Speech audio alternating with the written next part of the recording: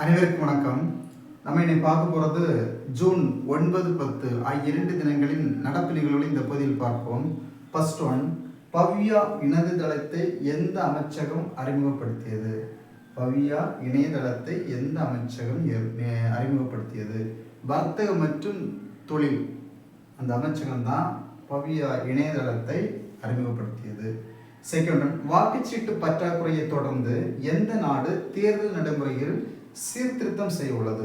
வாக்குச்சீட்டு பற்றாக்குறையை தொடர்ந்து எந்த நாடு தேர்தல் முறையில் சீர்திருத்தம் செய்ய உள்ளதுன்னா தென்கொரிய நாடு தான் தேர்தல் முறையில் சீர்திருத்தம் செய்ய உள்ளது. ஏன் தேர்தல் முறையில் சீர்திருத்தம் செய்யுதுன்னா வாக்குச்சீட்டு பற்றாக்குறையின் காரணமாக.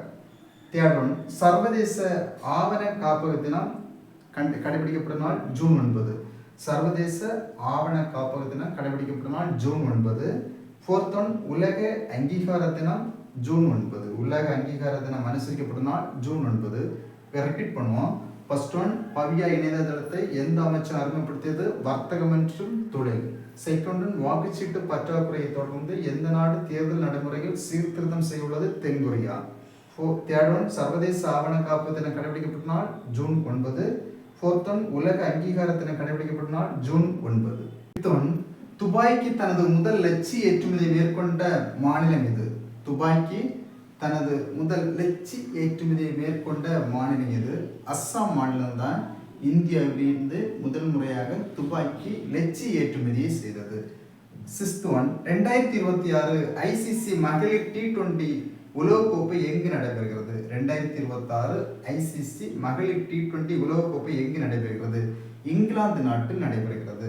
செவன்த் ஒன், சர்வதேச நாகரிகங்களுக்கு இடையேயான உரையாடலுக்கான தினம் கடைபிடிக்கப்படும் நாள் ஜூன் 10. சர்வதேச நாகரிகங்களுக்கு இடையான உரையாடலுக்கான தினம் கடைபிடிக்கப்படும் நாள் ஜூன் 10. திரும்ப ரிப்பீட் பண்ணுவோம். ஃபிஃப்த் ஒன், துபாய்க்கு தனது முதல் லட்சிய ஏற்றுமதியை மேற்கொண்ட மாநிலம் எது? அஸ்ஸாம். சிக்ஸ்த் ஒன், 2026 ஐசிசி மகளிர் T20 உலகக்கோப்பை எங்கு நடைபெறுகிறது? இங்கிலாந்து. செவன்த் ஒன், சர்வதேச நாகரிகங்களுக்கு இடையேயான உரையாடலுக்கான தினம் கடைபிடிக்கப்பட்ட நாள் ஜூன் 10.